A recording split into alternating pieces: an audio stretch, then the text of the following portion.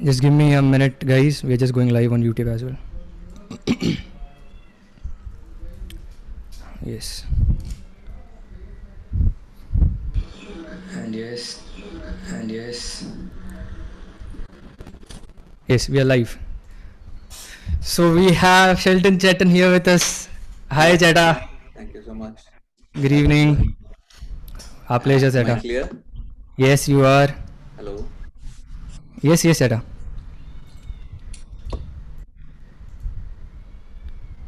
Hello. Cheta, actually, your network signal strength shows it's weak.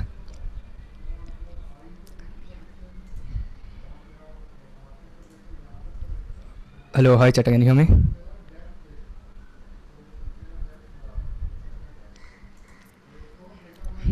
There's some network issues at your end, Cheta. Can you guys hear my voice? I am okay, right? Clearly. Yeah. Actually, I guess there's some network issues at Chetan's place. Yeah. He is exited. He'll join soon. Yes. Let's maybe pray for his network issue connectivity, that there will be a good connection at from his side. We all can pray, Hail Mary, full of grace. Yeah, the Lord is with you. Blessed are you amongst women, and blessed is the fruit of thy womb, Jesus. Holy Mary, Mother of God, pray for us sinners, now and at the hour of our death. Amen. Yes, Cheta, we can hear you and we can see you as well. Hi. Thank you so much for having me. Good to see you all. Our pleasure, Cheta, our pleasure. How are you doing? Yeah, all of you are safe and good and all that. Yes, Cheta, we are. We just had a very good time of praise and worship and rosary. Lovely. Yeah. All of you are from Chennai or from different parts of Yeah, some of us from Kerala, from Chennai, one or two people from Gujarat as well.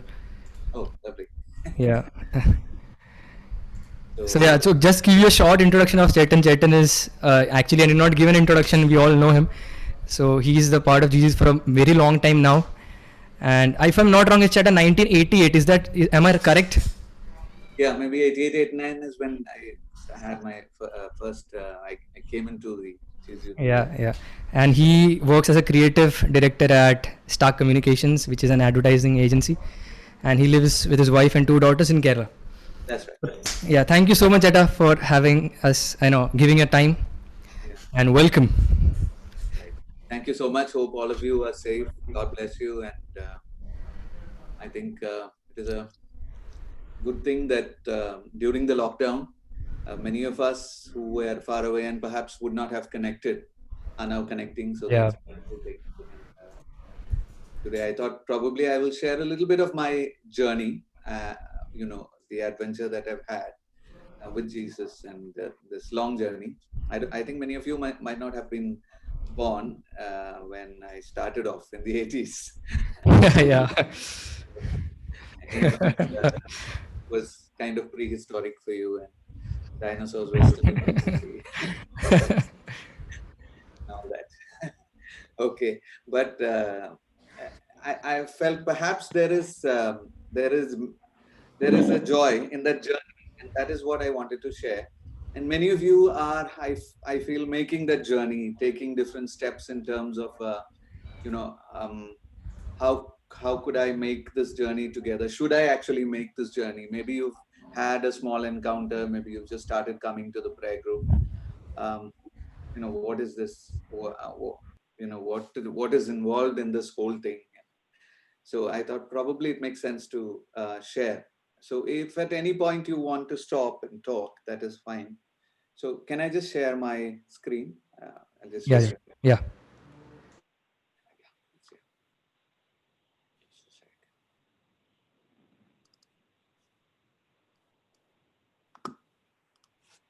Yeah. So I've called it the adventure, the trip that I have made over the years.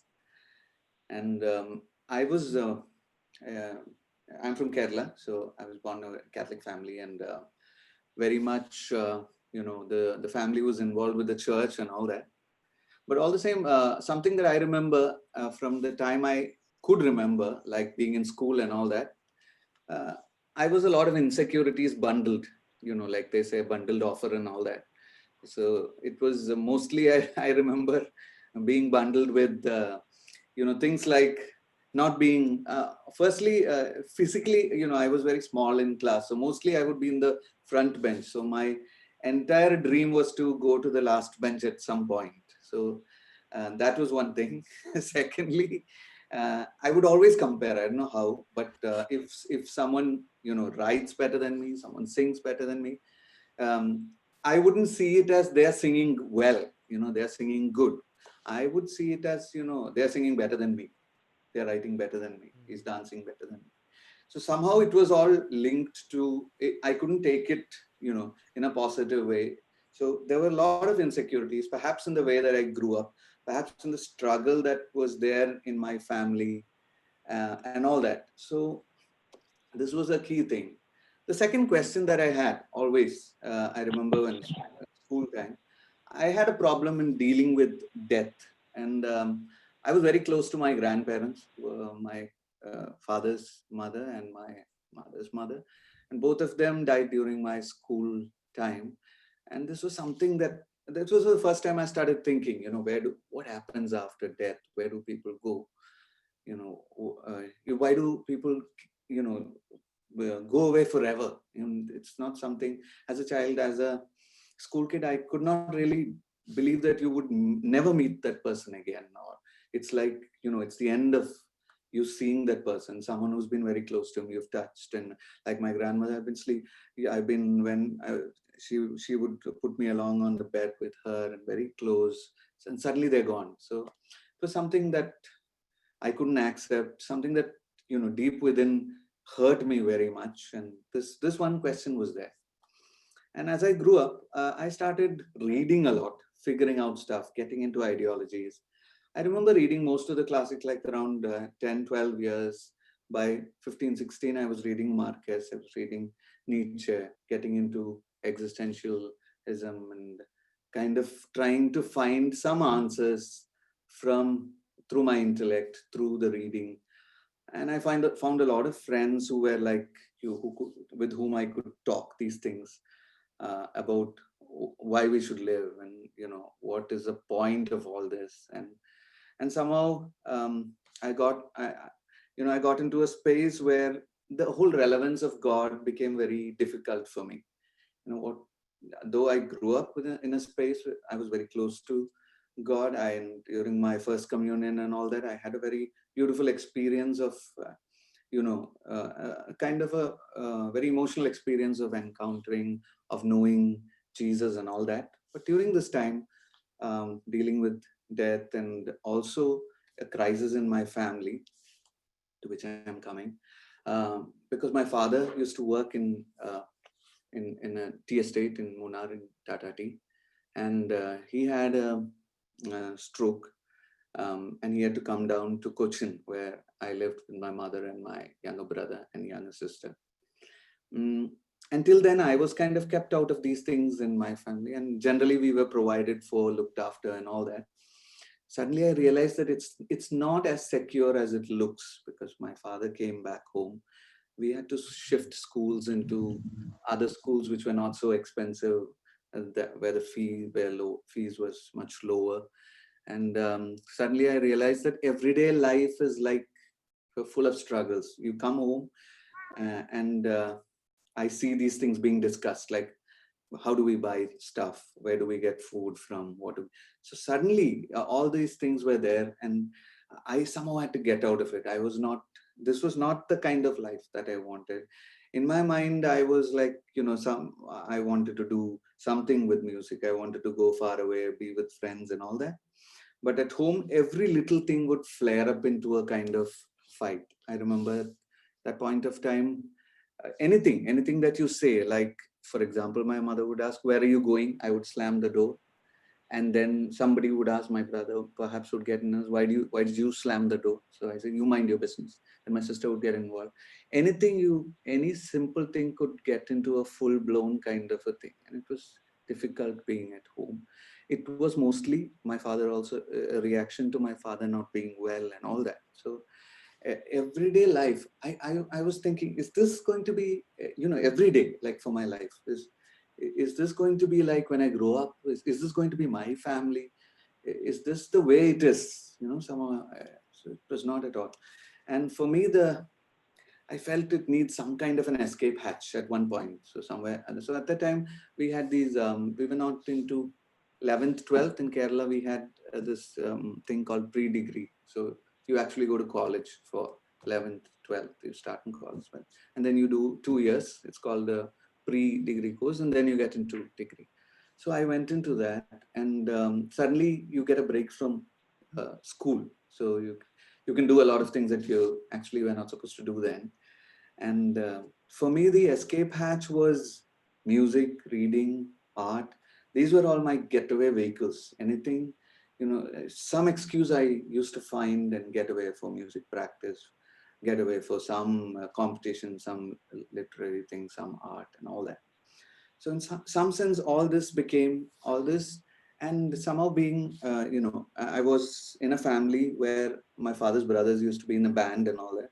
So I was introduced to music. Like I remember I was very close to music, attached to music. I remember when John Lennon passed away, I couldn't eat, we said we won't eat food for a day. We were totally upset that John Lennon died and all that. So we were very close to musicians, to music. Um, and even younger, when I was even younger, I don't know if you know, there's a singer called Jim Reeves who was very close to, it was a part of all Anglo-Indian households. So when Jim Reeves died again, you had a problem at home, seriously. And Jim Reeves, I think, died in a plane crash. So I used to like imagine it in my head, Jim Reeves with his golden voice and all that, getting onto the plane and the plane never getting across. And Otis Redding, another singer who actually wrote Sitting on the Dock of the Bay and all that. He too died in a plane crash. And so all these were, very close to me. It's as if, I didn't know people around me, but I knew people who were like, so far away, and all those blue soul musicians and all that. So music was very close to me, and reading, writing, because I started reading very early. I kind of loved the idea of reading, used to get into poetry competitions in school and all that, and connected to that into art. So these were things which I used to get away from home. So like home and life and all that. And in some way, music became also my get back vehicle into, reconnecting with God. As I was into music and all this, there was the there was this Jesus Youth group in college, and I slowly started singing there. And my whole motive was that, at that time there were no platforms where you could be visible, no TV shows, no reality shows, nothing. So Jesus Youth for me was just that, that place where I could go sing. People would look at me, whatever boys. So it was one way for me to be visible. And in 1989, I went to a program which was called the Campus Meet, and it was in a city, Thrissur. And I went there, and and I got into the music ministry. At that point, I met a few friends, like there was this guy called Alphonse Joseph and a few others and all that. So we said hi and all that. And you don't know at that point where this is going, what's happening to your life. It's like, I always think it's like these, this Google map thing, where when you're like so zoomed in, you don't see where you're going far away. You really need to pull back to figure out, okay, this is why you came here, you met this guy, then you went there, and that's how you got here. It's probably something that you'd figure out long time after that. But at that point, you're so close to things that you don't know where this is going. You don't know the relevance of the people that you're meeting in life. You don't know why these connections are happening. Later, all these become a larger network. There is meaning in all that. But at that point, you're so young that you're just having fun. You're meeting people, you're getting into things and all that. So later, all this. So in a sense, my slight introduction, at that point, I was not connected to God or anything. Music was my whole thing. But in some way, music actually was my also get back vehicle into this. But the first time I came into this DSU thing, like you say, why this Collavery Day? The praise thing was totally put me off the first time I walked into a prayer meeting. It was, why this praise? It's so weird, and people are lifting their hands and saying out things into the air, and it was not like so common nowadays. If you turn on the television and look at some of these charismatic Christian channels like Shalom and divine and all that. You see people lifting their hands and all that. At that time, like in the 80s, 90s, it was not like that. You never saw this. So these people must be really weird. Was my first thing. And then I had to really wrestle with myself to figure out, why would God want other people to come and say he is good, he is great and all that. So I didn't, rationally I couldn't figure that out. But these people were really so good. I mean, the people that I met, and some of the times when they prayed, I felt a presence and all that. But this praise thing was gnawing at the back of my mind like anything. It took some time for me to, and I used to always think, it's like politicians you understand. Like, for example, Lalu Prasad Yadav is a politician I like very much because of his whole, he has a whole dynamic of this entire, he is that cliche in its fullness. So I always think maybe you have his followers and people come around and they say, Lalu ji ki jai. And he would say, okay, keep it coming, guys. Yeah, let's hear some more from that side. So God is not like that. Definitely, that is not God's idea of praise. So what would be praise? So my question was, does God have an ego problem? Why would he want us to, come together and say, praise you, God, thank you, God, you are beautiful, you're wonderful, and all that.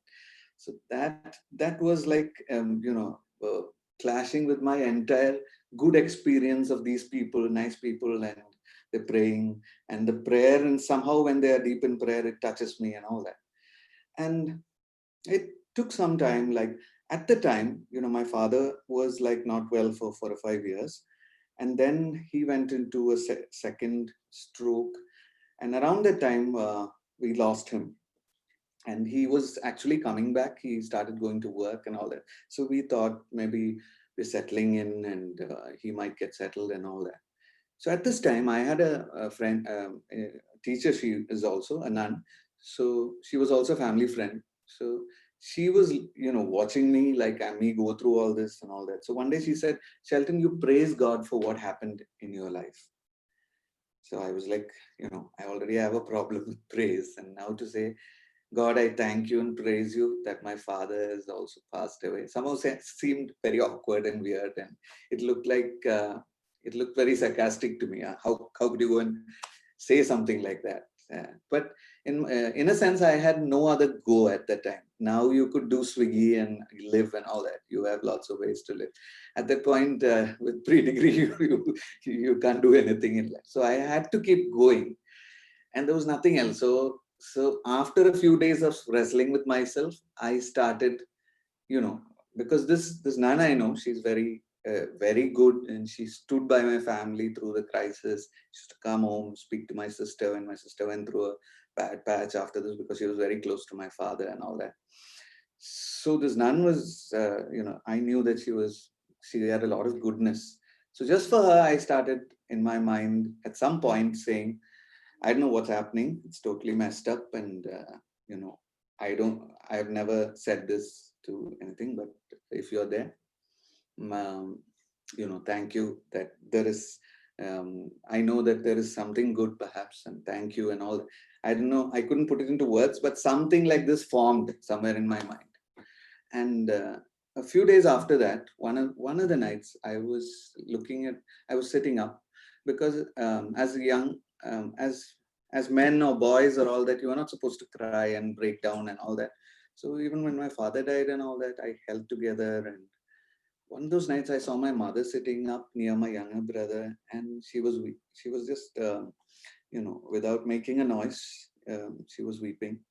And I watched her for a long time. And then at the time, I remember, forming something in my mind like, God, if you're there, I've heard of you and been through this thing together, and I fought with you and all that. But if you're there, I need some kind of a sign, I said. And the heavens did not open, or voice did not speak out of the darkness or anything. There was no thunder, lightning, nothing. But one thing that I remember is I felt that someone is taking hold of my hand. And one clear thing that I remember is, till then, I thought it was about me. It was, I was praying. I wanted God because, I wanted to do something with music. I wanted to do something with writing. I wanted to be someone. I want to get married to someone. I wanted to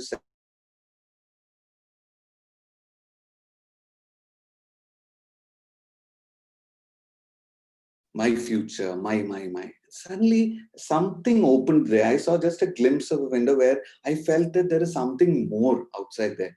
That there are other people in this world. For the first time, it struck me, my brother, sister, all of them are going through the same thing. It never struck me that, they're also struggling with these things.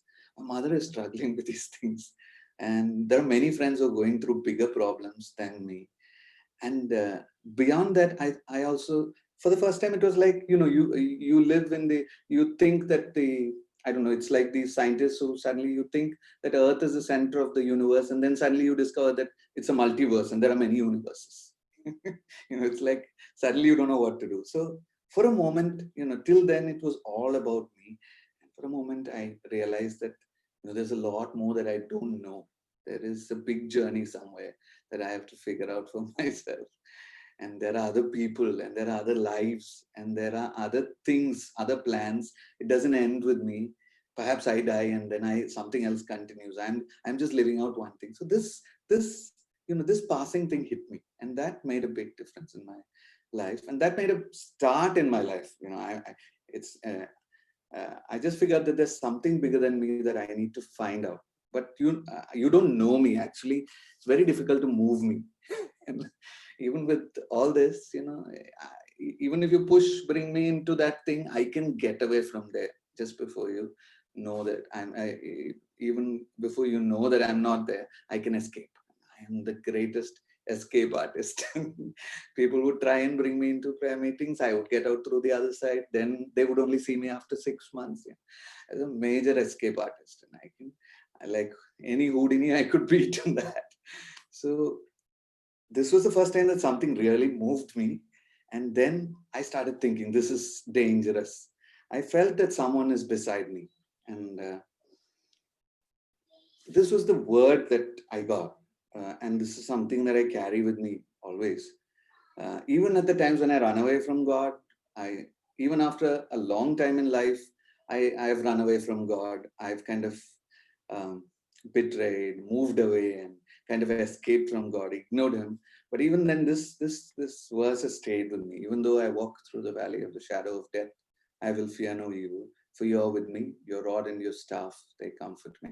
Somehow the shadow of the valley of death, I thought was made for me, because that was something that I was struggling with, where people go, death and the fear, my personal fear. And then I always realized that everybody has their own personal valley of the shadow of death, and it's very different. Slowly, as I talk to friends, I realize my personal valley of the shadow of death is different from your personal valley of the shadow of death. So this presence that I felt that took hold of my hand was something that I needed to find out who this presence, and it took a long time for me, because it's not easy to really, I'm not an easy person to convince or anything. So it took a long time. And immediately I realized that this is dangerous. At that point, the question started coming up in my mind, because now, till then, I kind of ignored this. I thought, I could in my mind say God is a concept, it is a social construct, it is I could psychologically explain God away, and I was at peace. But suddenly, after this experience, either you need to say yes or no, that kind of a question, that kind of a situation came. And I realized this is dangerous. Now I have plans for me. If I say yes to God, if I make God an arbiter in my life, there are plans that I could miss out all the fun, and there are things that I like, my favorite things. Do I set this aside? What if God asks me to take up very difficult things that I don't want to? And should I put myself into this? This is dangerous. So, so I got away for some time. Yeah. This thing, anything that I don't want to deal with, I ignore, get into something else. I distract myself. That's my strategy generally. So I don't take a decision at that point. So this went on like these questions came. But I remember there were people who walked with me. Three things helped me to slowly come back and figure this out. One is I clearly had beautiful experiences when I prayed. And this was a time when I was in Cochin, and slowly, these young people whom I met at different programs, they started coming and living in Cochin. I had Beena, who was who later would be the singer in Rex Band and all that, Manoj. Alphonse from Chennai, he was in Kollam. He started coming to Cochin. Alphonse from Trishur, he was the music director now, Alphonse, so he was there. Hector, and who was a bassist and who's now in, and slowly, Stephen, who was Alphonse's colleague in Chaitana, where they used to practice guitar and keyboard. Alphonse brought him one day. So there was a small set of people who were coming around me. And when we prayed, we were all weird in different senses. All of us were weird and awkward and trying to figure out God, and nobody had a clue about what's happening. But we loved music, but there was some kind of an innocence in our search. And when we prayed, there was it was so beautiful to be together. So the moment we were out of college, we would come, let's get together, and we would sing songs and we would pray, and songs used to come. And these things drew me. In some way it grounded me. It helped me to realize that there is a deeper truth. Secondly, it was these people, they were really my family. I remember when my father and passed away, and later my mother was not well. More than all of my relatives, I had these people in my family. They were helping me out with things, and the moment I had an issue, like I would get into some kind of temptations would hit me. I would run away from this group, but somebody would come and find me in the midst of all my filth and bring me back. And these were, secondly, it was this community, this group. And thirdly, it was also some things that I discovered in my life. Like later, I encountered death after this. Like later, my mom when she died, I had many of these friends around me. We were singing a song that she liked very much, There Shall Be Showers of Blessing. And for the first time in my life, I realized, she's dying. She wants to sing her favorite song. And death didn't really scare me. In some way, I had beaten death. And for the first time, I realized that, till then it was, what happens after this? And I was not really worried at all. I knew that in some way, the moment she wanted that song to be sung and all that, and it was her favorite song and all of my friends are singing it, in some way that place itself became beautiful in spite of, there was death, but somehow there was some beauty around it. And at that time I remembered, oh death, where is thy sting? Something that St. Paul asked. I had never figured what that meant or anything. I'd always thought Sting was the clock musician, but here suddenly I realized that death couldn't hurt us, and that was the message. And I was thinking it was about praise and worship. It was about a lot of things, but actually at the heart of everything, God was telling me, this the ultimate thing that you can scare a person with couldn't scare you anymore. And that was something that took a long time for me to slowly get into it and figure that out. Then I knew that I had to pursue this, but still with my weakness and my love for distractions, I would drift away. But these two passages, one, Psalm 23:4, was, even though you walk through the valley of the shadow of death, you shall fear no evil. Secondly, Corinthians, so death, where is thy sting? Grave, where is thy victory? So these things actually helped me to take small steps slowly.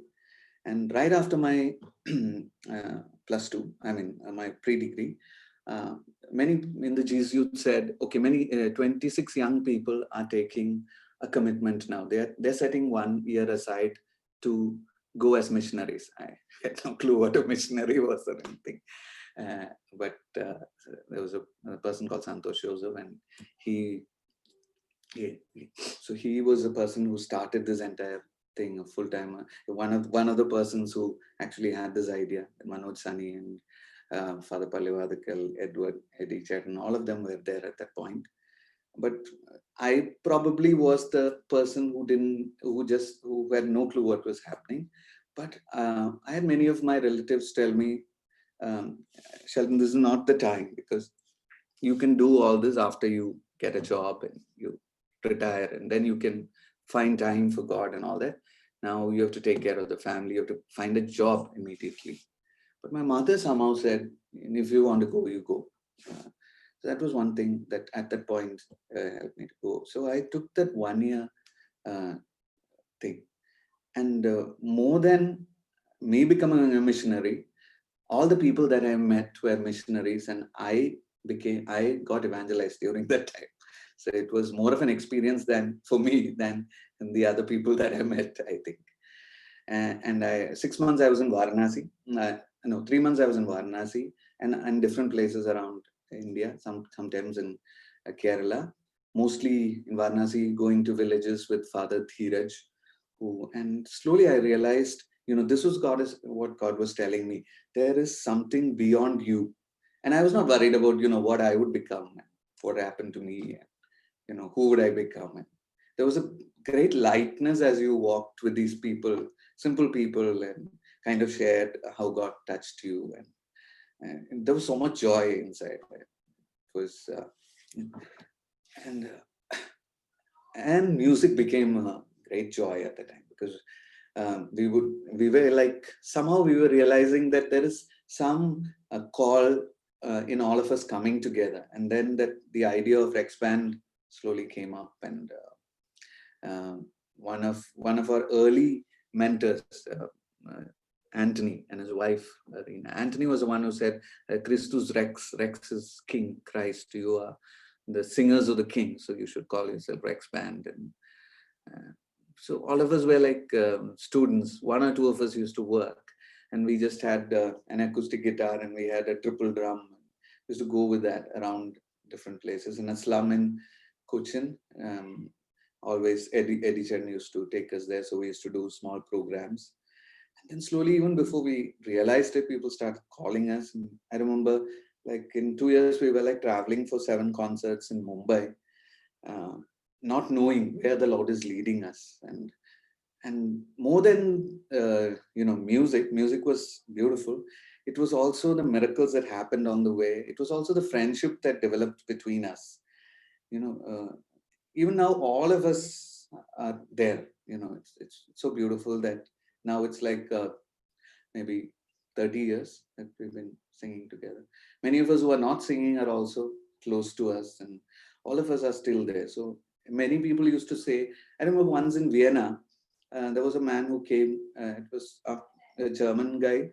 So he said, I did not understand what you were singing, but the way all of you were smiling at each other at the end of every song, I was weeping. So in some way, I felt that it was it was there was a lot of joy when we came together. Even before another person would start a song, we would know where it is going.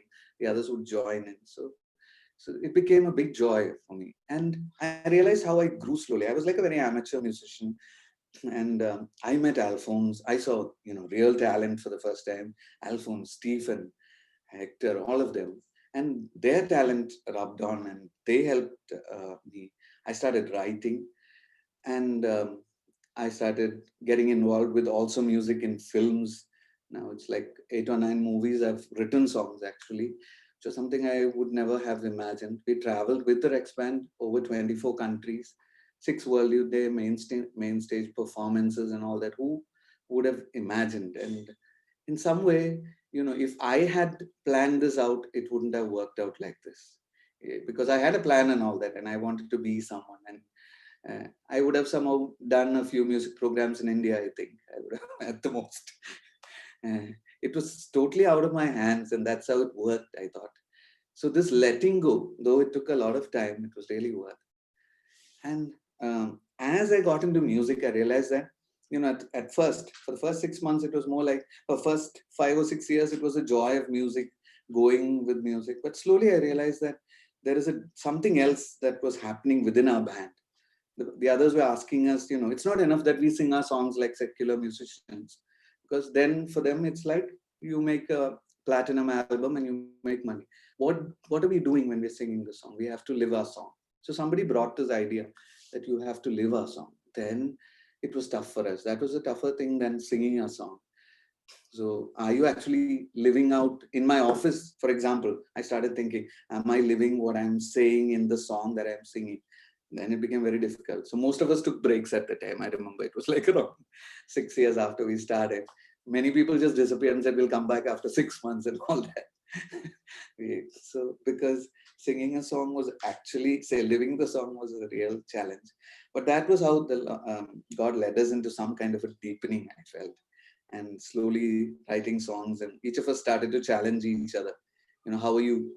Are you standing for those things in your life? Are you living a pure life? And all those things became important. Are you living according to the word of God? We started asking those difficult questions to each other slowly. And are there like dark areas in your life that you're not sharing? Are there hidden rooms in your life? I remember once we had a session, all of us were sitting, and Manoj was bringing this idea of hidden rooms within our lives. So, do we have one kind of living, when we are in the band, when we are in worship, and do we have other rooms where we go to secretly when we are not in the band?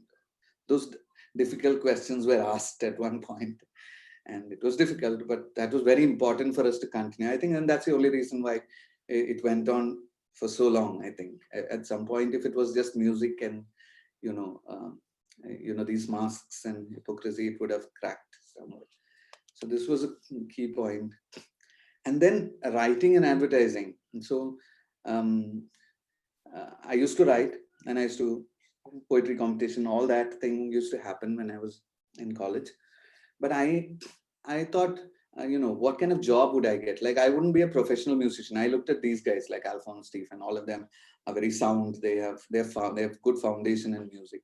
So I knew I wouldn't be a pro musician. So what else would I be? So I finished my MA, and after MA at that time, mid 90s or end of the, you could teach. That was a major thing that you could do. So I used to teach with NIS. I used to teach spoken English, and I thought maybe I'd do my UGC and get into some college, which my mind was not totally, because in my one thing I would always ask is, I needed a job where I could wear a T-shirt to work. That was something that I wanted very badly. So it was very, so it was my key ask to the Lord. it had, but I didn't know what and all that. But then I think it was Manoj who connected me to a person in Dubai, and he said, "You write these things? Okay, I have a print agency in Dubai, and I have a product. Can you just write down a headline and some verses and fax it back to me?" So there's no email or anything at that time. So I didn't know what a headline meant. So I didn't know there was even something called copywriting, but I wrote it and I faxed it. And in a week, I get like 3 months of my salary. So I just sat 15 minutes to write it. So suddenly I thought, this is good. I somehow have to figure this out and make this work. Then I realized that there's this job called copywriting. And then I realized that there's a larger thing called advertising. And I met somebody who connected me to a group in Coimbatore. So I worked in Coimbatore for a long time. So I speak reasonably okay Tamil and all that. I started reading and all that. Then I moved to Bangalore to some multinational agency called Bosel Worldwide, and then to FCB Ulka in Mumbai, which is one of the leading agencies, and then Mudra DDB. Slowly, even without I realize, I didn't even know, like 6 months ago, I wouldn't have known there's a job like this. And then suddenly I got into advertising, and I realized it's the best place I could be. It's about ideas, it's about writing, it's about shooting, writing scripts for commercials, traveling a lot. And I used to travel with the Rex Band. I used to travel after that on shoots with. So in some way, I had a great fear that if I give my life to the Lord, I won't have fun. I won't be able to do the things that I really like. And if I had worked it out, I don't think I would have got it so beautifully. I had everything in the sense I had problems in all these spaces, but to get all these things together, it had to be somebody else, and it had to be the Lord working. And even in advertising, I just travel a lot. Photography, I started doing street photography a lot, writing blogs, art, getting into art. These were things that I really liked, and I started doing them well. And as I started, the first 7 or 8 years in advertising, I was just trying to prove myself. I was just trying to. Slowly, I realized that it's not. I have not been placed there just like that. there is some kind of a reason, because there are very few people who believe in God in advertising. That was the first thing that struck me, like, because people used to say, yeah, God somehow didn't fit into advertising. God was not, you're not a creative person if you pray and all that. You need to have some kind of substance addiction. You need to have long hair. You need to have, so all these things, there were a set of things that I didn't really fit into. The long hair I tried, but hair really doesn't grow. So I kind of ditched it. Oh, yeah. So I had an early onslaught of baldness and all that. So hair gone. The other thing, since I was constantly on a high with music and my spirituality and all that, I didn't need substance. So that also didn't really work out. So in some sense, I was there. But slowly, I realized that, in brainstorming sessions and all that, it was very easy for me to latch on to an insight, to build stuff from there. And before I knew it, the copy group had associate creative director in Mudra, creative director in Mudra. And then slowly I was, overseeing large shoots of brands and all that. So in some way, God was kind of leading in spite of all my, and every time I used to try to win awards, nothing would happen. But later, as I started to set aside for Jesus Youth, for ministry and all that, when I come back, each time I go on like a tour, so my friends would say, no, you shouldn't do this. And so they ask, are you going for this concert? Would they pay you very much? So I said, they don't pay you anything. So you get to stay in good hotels? No, we stay in all these ramshackle Jesus Youth houses to save money because we are going on missionary concerts. So what, people carry your stuff and all that. So I said, no, nobody carries our stuff. We have to set it up ourselves to save money. And we don't get sleep. We have to go from one place to another. So for instance, like a person like Stephen and all that, when he travels to the Araman, there are 3 or 4 people to carry all the stuff. When he travels to the next band, he has to carry his own stuff. He has to set it up. He has to, even Alphonse and all of them. So then they ask them, why are you doing this? And then I started to realize that, people are beginning to ask questions about, my life. Why am I doing this? Why am I not getting into substance abuse and substances and stuff like that? So then I realized probably there is a need for me to be there. And that's why God has put me in this place. It took me, I'm really dumb. So it took me around 6-7 years. God must have been saying this for a few years. But by the time it filtered in, it was quite late. And then I started, looking at the people around me and slowly taking stances. Like there was a product that was against our Catholic faith. It was a big product. It's a government product. It was a large contraceptive program that the Indian government was doing. So I presented with Margaret Alva, presented to at that time it was the Congress government. We presented to Sonia Gandhi and all of that. Because and the project was almost there. And then they said, okay, we did the election campaign for Go. So they said, now there's another project. It's a big contraceptive project across India. Now she said you could pitch for it and get it. So my boss was also very happy. We did this election thing so well, that's why we're getting this. So then I told him, no, I can't do this thing. So he said, this is a very positive thing. So most of them were like non-Christians also. So they said, this is a positive thing that we're doing. We're helping the country. So I tried to tell him why when this doesn't work as we see it and I can't do it. But he wouldn't get it. And I couldn't really convince him also. So then I came back and then I sat with Alphonse, all of them. They were the kind of guys who, the group, Alphonse, Bina, all of them. And then praying. Then I went back and said, I can't do this. In some way, then I also thought about this people. So I said, I can't just walk away from the agency. I won't do this project, but I can train somebody else for the future and slowly ease out.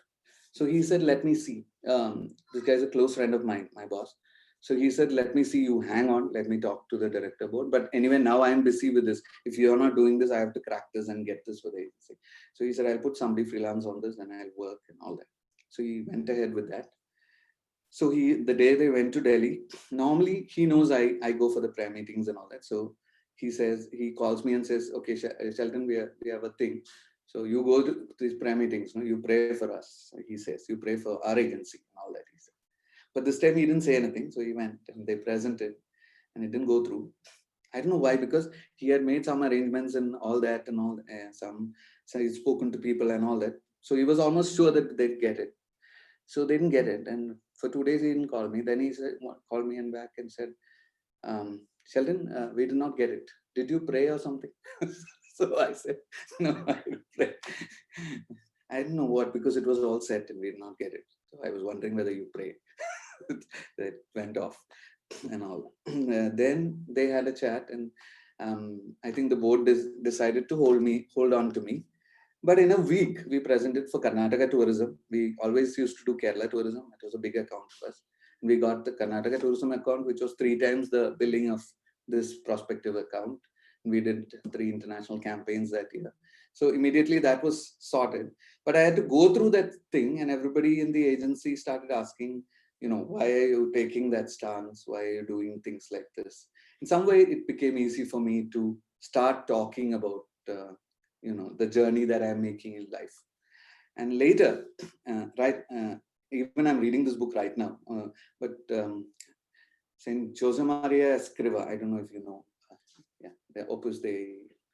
He says, there is no human undertaking which cannot be sanctified, advertising included. Advertising is probably very difficult, but even that can be sanctified, which cannot be an opportunity to sanctify ourselves and to cooperate with God in the sanctification of the people with whom we work.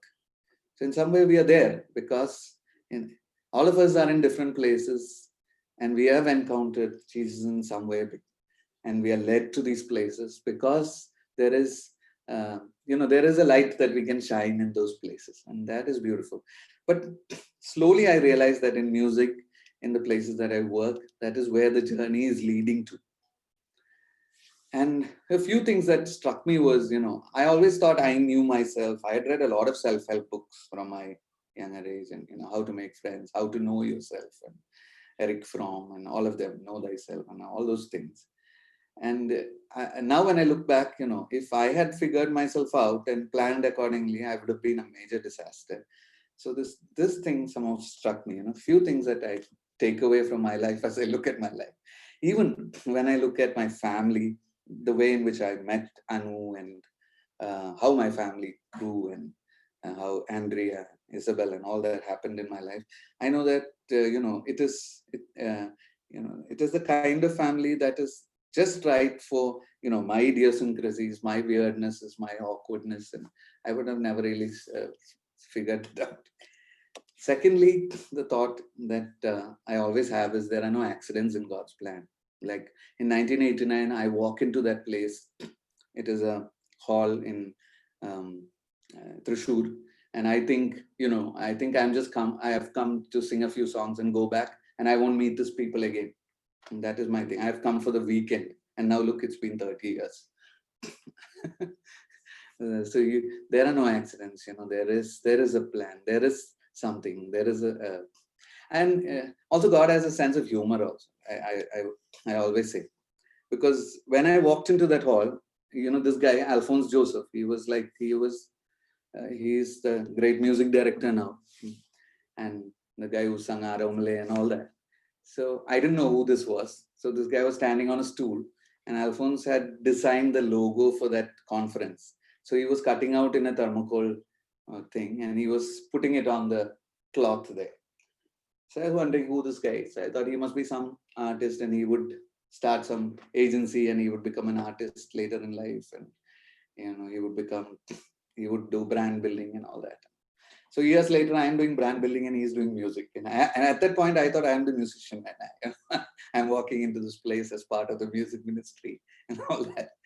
So I think God has a lovely sense of humor also, and you never know which way it's going to go at that.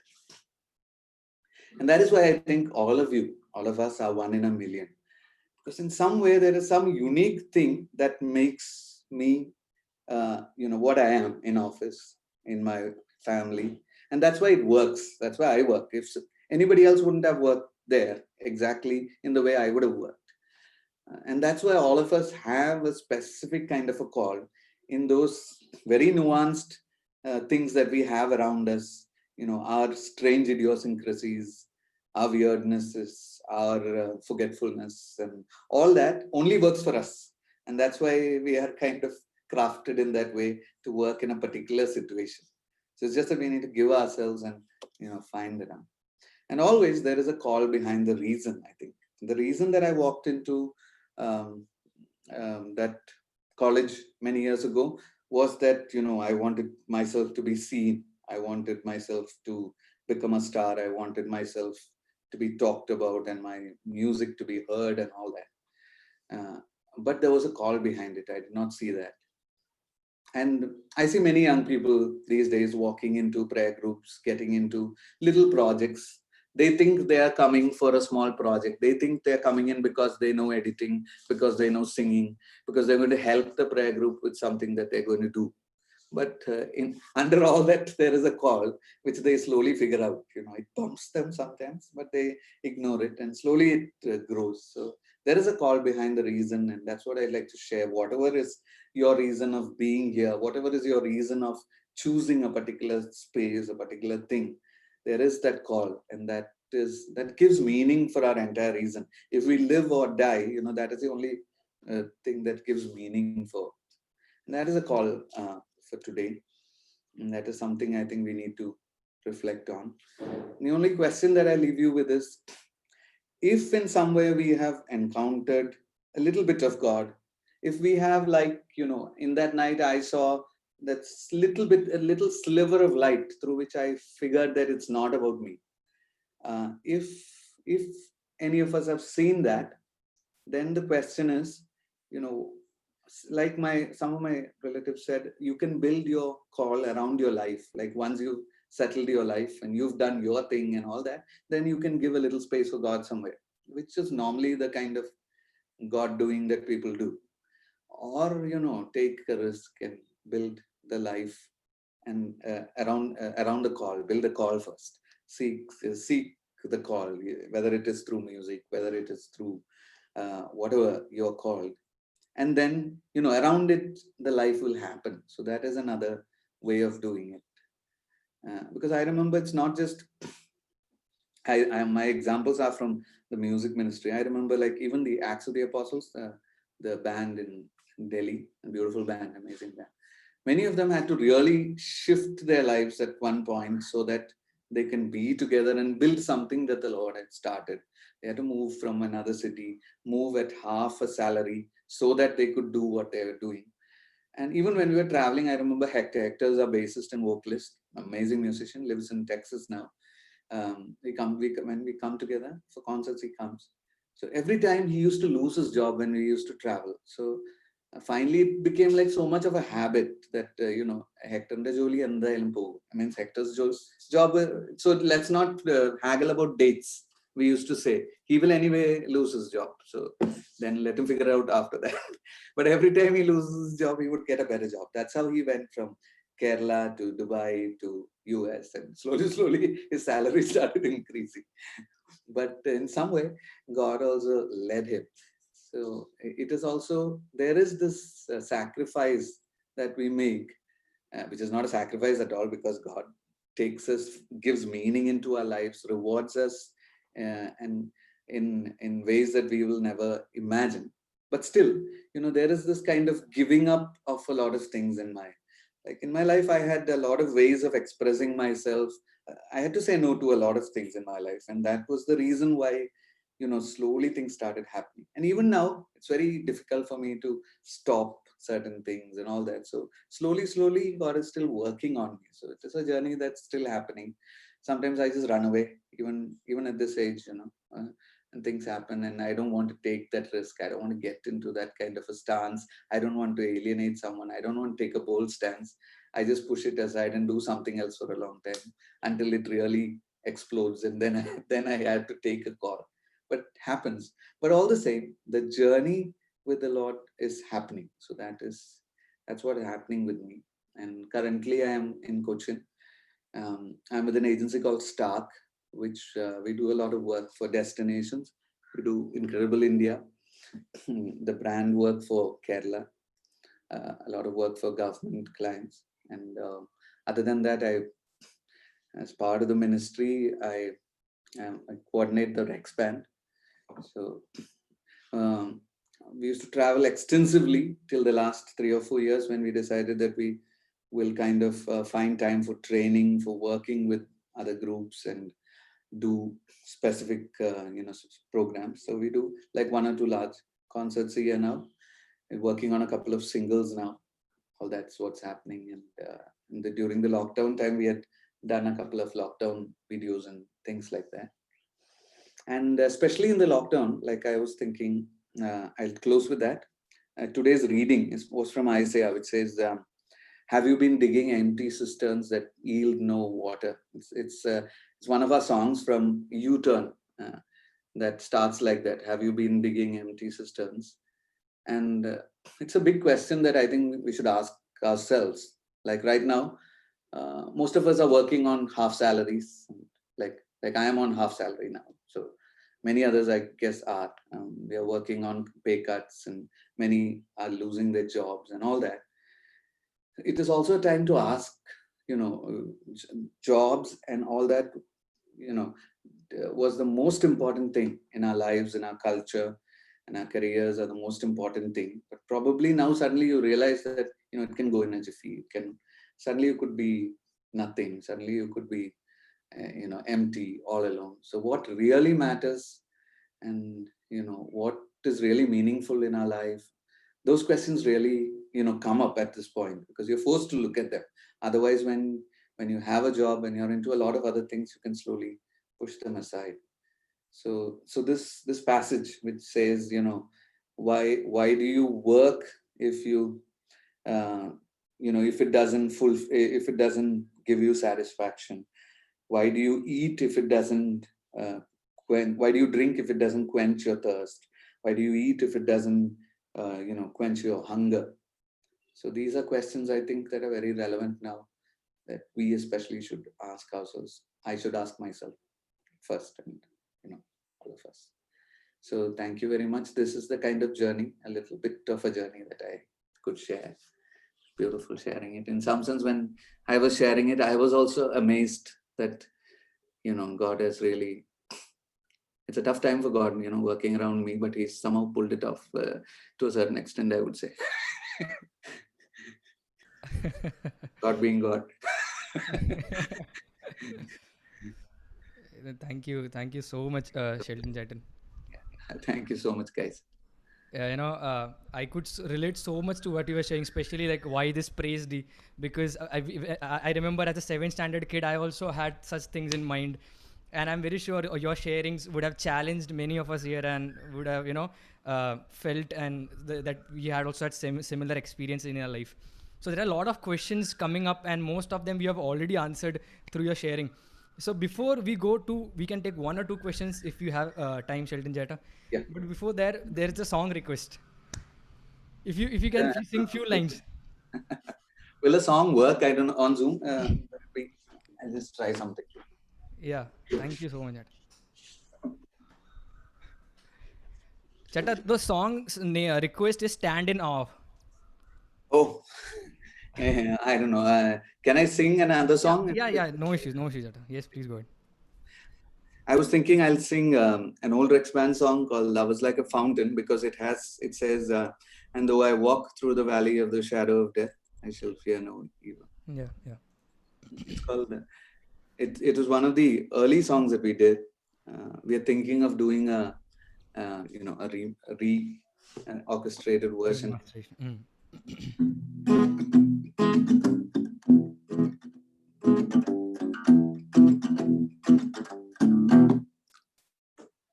His love is like a fountain that will never run dry, though the mountains crumble and the rivers run dry.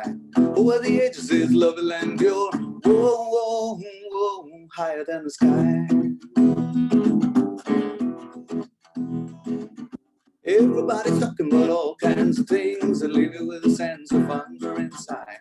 Except the love that shed his blood. I'm talking about real love that Jesus brings. And though I walk through the deep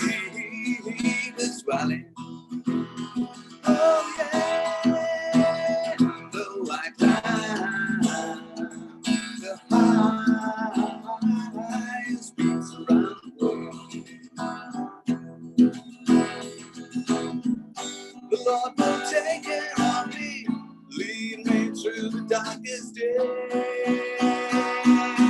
Yeah, yeah, yeah, yeah, yeah, yeah, yeah, yeah. La, la, la, la, la, la, la, la, la, la, la, la, la, la, higher than the sky. La, la, la, la, la, la, la, la, la, higher than the sky. Thank you. Thank you so much, Jada. Thank you so much for playing that for us. So, Jada, we will take just one or two questions. Yep. So we have a lot of music ministry people, so there are so many music related questions. So maybe we can. So, Let so me one just stop question which sharing. says, One what's second. Jada? I Yeah, just yeah, yeah, yeah, yeah, yeah.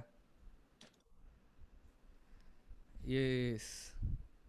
Yeah, yes, please, so I can see all of it. yeah. Yep. So the question is, how do you prepare spiritually before any concert or any conference, individually and as a group and as a band? Hmm.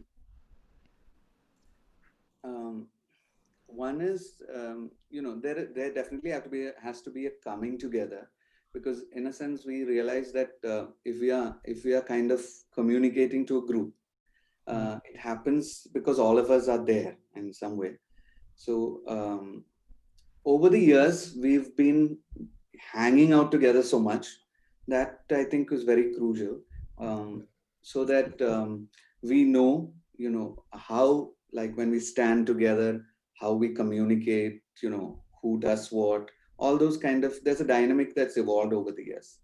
So that helps us. But otherwise, like for a concert also, there is a kind of a dynamic that's already there. Like, for example, right now, it has evolved over the years. Right now, the Rex Band concert is like 90 minutes, it's a little over 90 minutes. So our thing is, there are like two peaks in between. So there is one, you start which with a medium kind of a thing, and then there is a peak, and then you come down where you have a little bit of a kind of a personal sharing kind of a thing. Then you peak again, slightly on a higher thing, and then you come down where you have more of a prayer kind of a thing, lead to a lordship, and then kind of end in a kind of a softer pace. So the Rex Band ending song is not like, all. It's not a very powerful kind of an ending, but it's more of a mellow kind of an ending now. But earlier it was at some point. So one is to kind of design a kind of a kind of a communication wave for the concert. So then you can select songs accordingly, so that you know that the audience is going to journey like this with you, and also to create an objective. Now, concert and conference are two things. I'm talking about concerts now. So at the end of every concert, um, our objective is to lead to a lordship in some way, to kind of get people to take a small decision. So that is why we stand up, and if you want to take a call, we ask them, can you stand up? And in some way that in 1.5 hours you get people to take a small step. Then it has to be continued. Somebody has to follow them up and all that, and it has to be impactful enough so that people respond to it. And I think in a concert, the whole idea is like St. John Paul said, beauty, aesthetics has a way that transcends questions of rationality and goes beyond into the mind of people. So that's how beauty works, aesthetics works. If it's really beautiful, you don't ask questions, you experience that. So that is probably why music works like that, art works like that. So in a concert, the impact, the power, and the beauty is paramount. And thirdly, it is also the roles that we assign, like who's going to do what and all that. So um, one is, if it is like a concert nowadays, because our concert is set, and like for the next 3 years, we have a plan, or for the next 2 years, we have a plan. So we have a master list, which is like around 30 songs, from which we would pick one, a set list for each concert, depending on. So we have practiced that songs. and then is there a specific specific objective for a series of concerts? Maybe there's a theme and all that. So who will do what? Even things like who will look at where is very important for Yeah. concerts. Like for concerts, we always decide that me and Beena will look at the left audience, and we'll kind of within the third or fourth song, we'll kind of arrive at some kind of an understanding with them.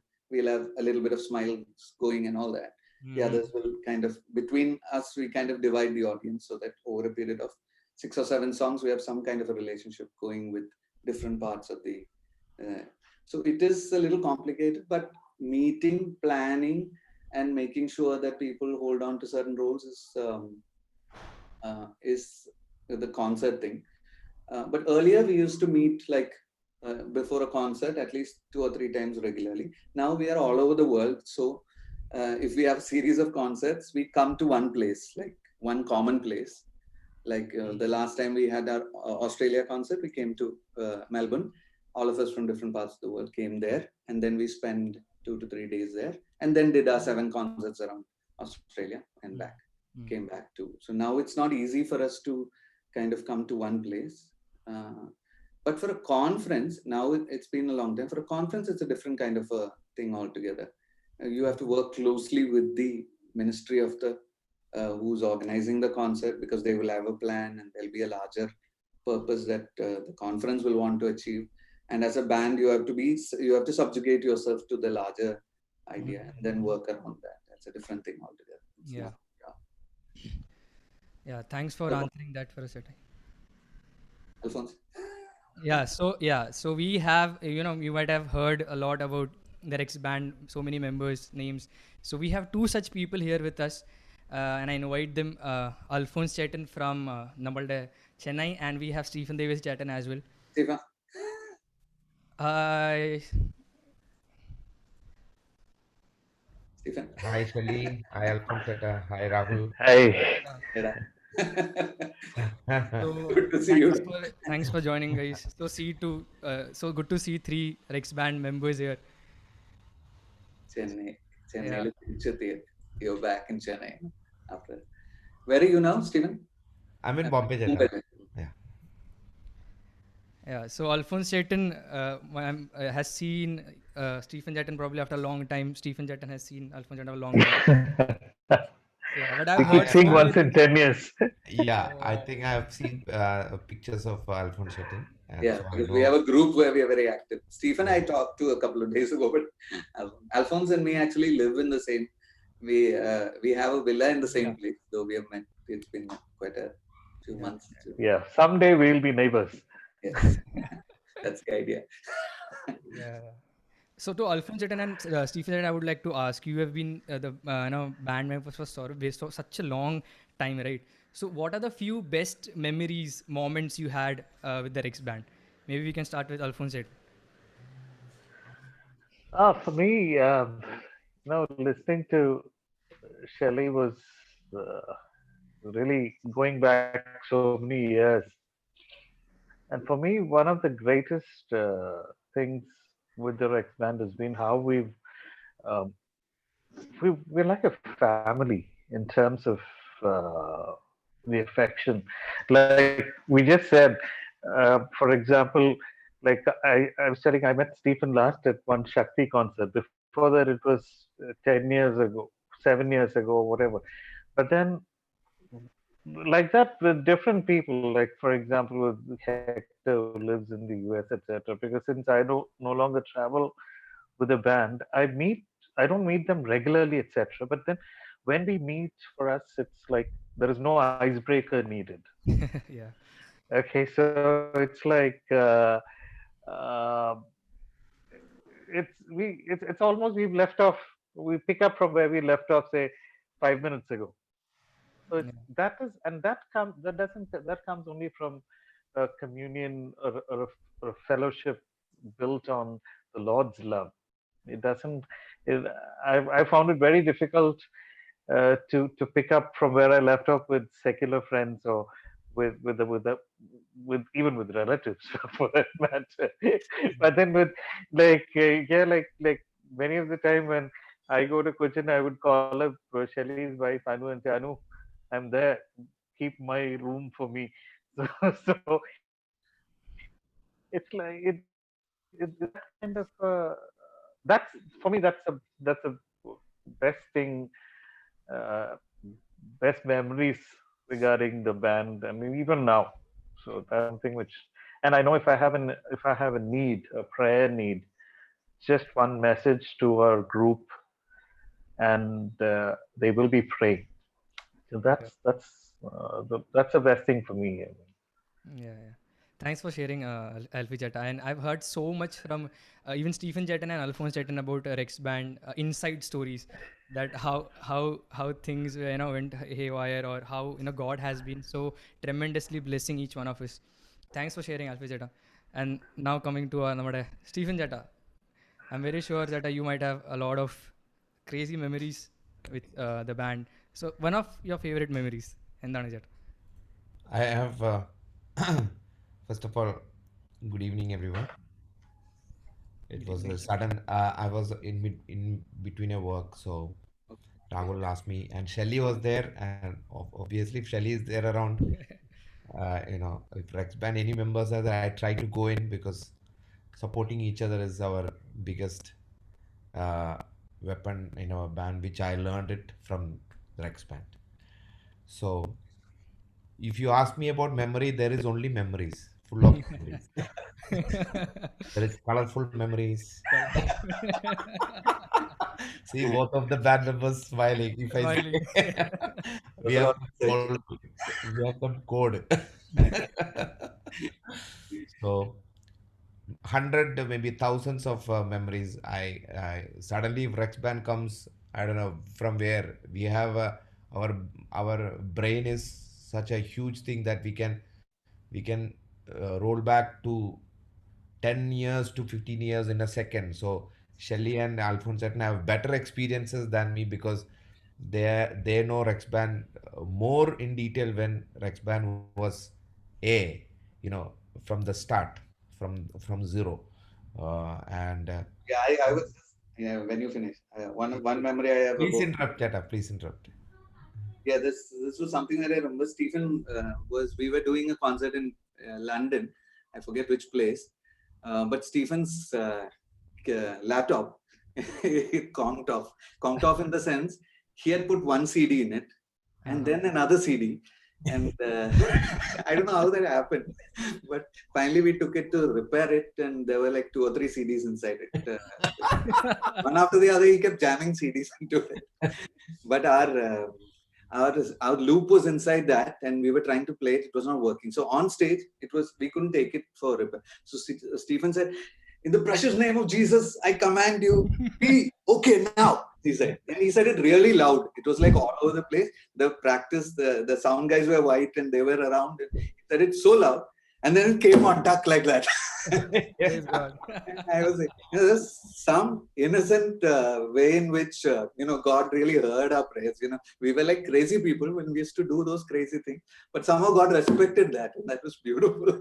I always remember how did that came on, and it stayed for that concert, and then it conked off. Then he took it to a place, and we got it prepared and all that. Mhm. There is if something really that comes in my mind is again 100 memories. Mhm. So I can say basically I was the bad boy in the band. I walk around, I pull everyone, everyone pull each other, but I'll be the most Yeah, to yeah, bring a beard.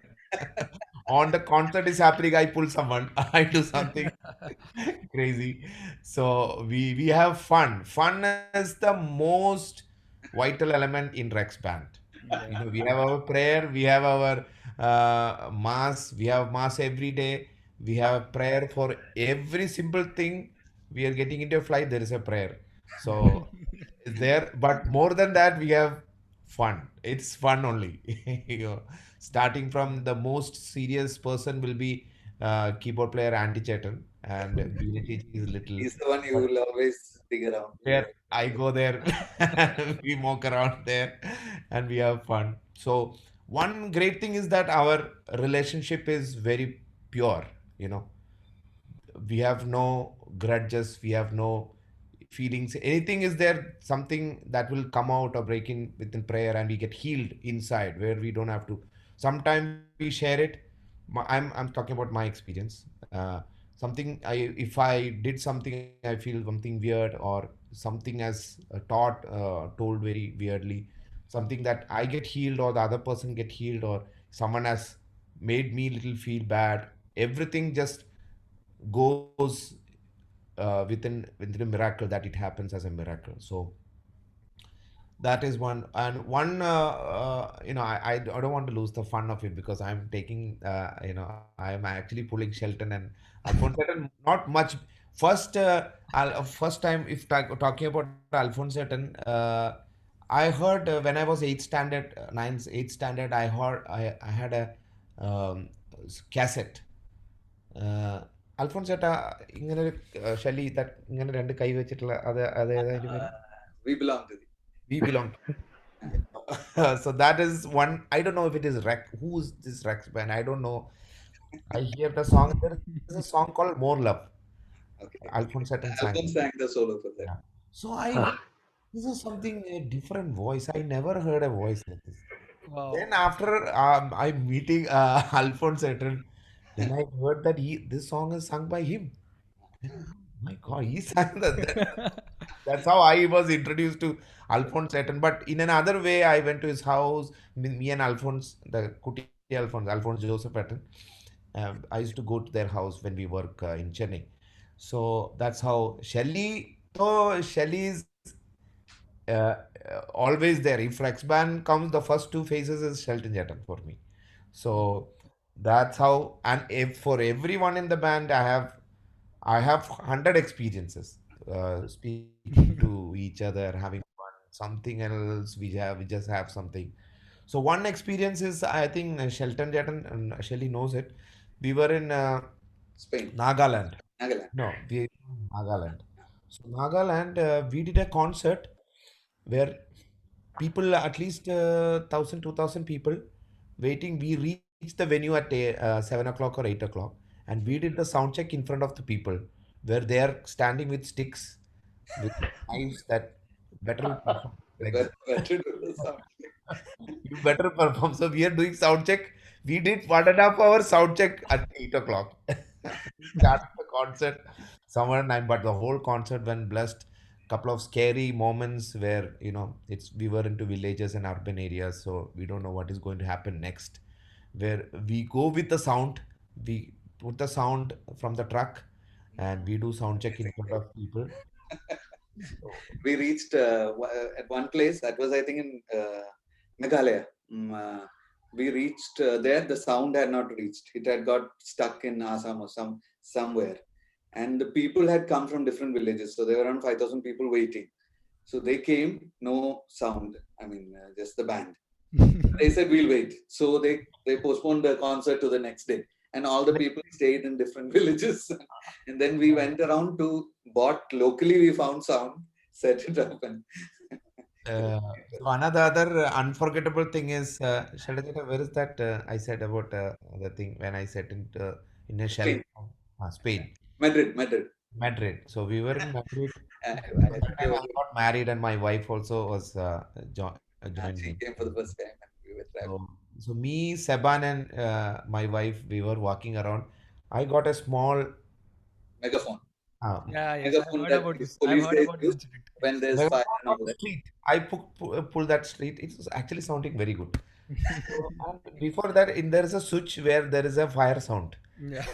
Oh, that like there is so then we planned something. So So we we had 2 free days, and we were staying in a flat together. yeah, so we were cooking. We were cooking means it was only about fun. Yeah, only about fun, colors, and everything. You know. So, as per our planning, my wife and Seban planned something. I sat in a cupboard. They put me in a cupboard, and cupboard was closed. And I put this sound and say, there is fire in this apartment. In this apartment is under fire. Please evacuate immediately. So we were hearing this thing looping over and over, and also started running. Everyone started running. So Alphonse had already reached the streets in his vest and all that, no shirt and everything. So Alphonse, I remember him saying, "Get your passports, get your passports." And then, Veerajichi with a big almara of her yeah, all yeah. belongings. Her bag is always called Almara. So she was pushing that and she was coming and good. Good. So when Shelton suddenly heard I the was wondering why this fire alarm is coming from the Almera. so he heard I was sitting inside. And many other band members were missing. So we really planned it and staged it the next day. You remember? Yeah, So next time we had a bigger version. So how much you want, I will speak to the experience whole day. I can. But more than what I feel is all this fun just because of we have our serene relationship. We have our pure relationship that we have nothing inside. We have suddenly of all this fun, someone say Hail Mary, everyone is done. We suddenly be into that mode of prayer. We have Hail Mary and we have prayers like that, and we keep on praying. Sometimes we continue for hours, which I have experienced that. What all things. So whenever I did a Rex Band tour, I feel like I'm energized for the next year. That is one great experience that I've got from the band. Because of that, that the Lord touched many people also. If you look at us, all of us are weak people with our own struggles and all that. But each time we do a concert, people are moved and healings happen and all that. So we are also kind of surprised. How does God work through us? But So there is another, like I was listening to Shelton, Shelly, after the last song, there is a moment that we come to a pure silence. That song, actually, Hallelujah, Amen, bring to a pure silence, and we actually get to uh, connect with audience. So 90% audience comes and talking about their change after the concert. See, we are getting a immediate response, not like a lot of people message and Manojatan sent to our WhatsApp group, and this is what happened. Someone messaged this, some letter came like this, but we get an immediate response from the audience that we talk to them, and a couple of people ask for us to pray for them. Lot of miracles, experiences. So I think that is what Jesus want from Rex Band, and that is what the whole mission is happening. It is based on love and relationship with God, and even couple of only very few musicians are doing professional. Otherwise, even Shelley is a copyright. Alphonse Hatton is, everyone has their own trade. They are strong, but when it comes to the band, it is not like more of musicians. It's like ministers. So more like doing as a music, we feel like we are ministers of God. So it's a privilege working as a band in Rex Band. Yeah. Praise God. Thank you so much for sharing, Stephen Jata. And I'm very sure all of us have been inspired by all the sharings of all our ex-band members. So we'll definitely pray for Shelton Jeton, Alphonse Jeton, and Stephen Jeton. And especially thanking Shelton Jeton for the time he spent with us. Thank you so much, Jata. thank you Can very we much. just we can just maybe just sign ourselves in the name of the Father and of the Son and of the Holy Spirit. Amen. Lord Jesus, Master, I surrender Shelton Chetan, Alphonse Chetan, Stephen Chetan, and all of us into your mighty hands, Lord.